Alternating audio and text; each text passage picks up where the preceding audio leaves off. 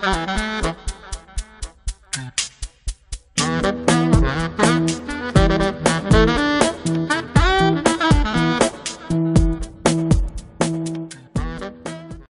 mécanique est la partie de la physique qui s'intéresse au mouvement. Et dans ce premier volet consacré à la mécanique, nous allons définir tout d'abord le référentiel.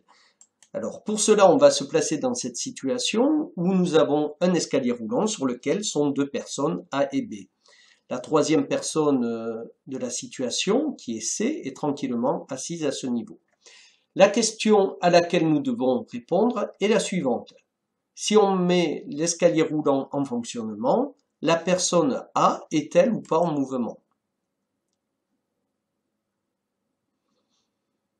La réponse à cette question n'est pas aussi simple. En effet, tout dépend qui observe A. Si c'est C, eh bien C voit A bouger. Donc pour C, on peut dire que A est en mouvement. Par contre, du point de vue de B, A reste toujours au même endroit.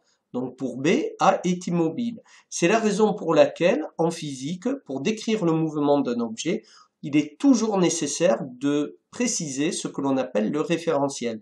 Le référentiel, c'est un objet que l'on va supposer fixe par rapport auquel on décrit le mouvement. Alors souvent, on utilisera le référentiel terrestre, donc un référentiel lié à la Terre, et voyons ce qu'est le mouvement ici de la valve de la roue de ce vélo dans le référentiel terrestre. Donc nous avons la trajectoire de cette valve. La trajectoire, c'est l'ensemble des positions qu'occupe l'objet au cours de son déplacement. Donc nous voyons que dans le référentiel terrestre, cette valve décrit une courbe particulière que l'on appelle ici une cycloïde. Si on cherche à décrire le mouvement des planètes, on va se placer dans le référentiel héliocentrique. Alors, le référentiel héliocentrique a pour origine le centre du Soleil, ainsi que trois axes qui sont donnés par des étoiles suffisamment lointaines pour être supposées comme fixes. Alors, nous constatons que dans ce référentiel, les planètes tournent autour du Soleil. Elles ont une trajectoire qui est quasiment un cercle. Alors, on peut noter toutefois que dans ce référentiel, le mouvement de la Lune ici est relativement plus complexe. Alors, si on veut étudier justement le mouvement de la Lune ou celui des satellites artificiels autour de la Terre, nous allons utiliser le référentiel géocentrique.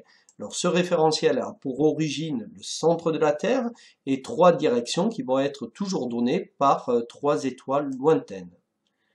Donc, voici le mouvement de la Terre dans le référentiel géocentrique. La Terre tourne dans le référentiel géocentrique, ainsi que celui du satellite, toujours dans le même référentiel géocentrique. Alors pour terminer, voici une petite animation donc, qui va proposer donc, le mouvement de tous ces référentiels. En bleu, nous avons le référentiel terrestre. En rouge, le référentiel géocentrique, et en orange, ici, le référentiel héliocentrique. Donc, une fois que l'on sait que l'on peut décrire le mouvement d'un objet, on peut calculer tout simplement sa vitesse grâce à la formule V est égal à D sur delta T, D étant la distance parcourue en mètres, delta T la durée qui est nécessaire à ce déplacement, et la vitesse est donc obtenue en mètres par seconde. Alors, quelques mouvements particuliers. Tout d'abord, si un objet se déplace selon une courbe, on qualifie le mouvement de curviligne. S'il décrit un cercle, eh bien le mouvement est circulaire. Et, dernier point, s'il décrit une droite, le mouvement est rectiligne.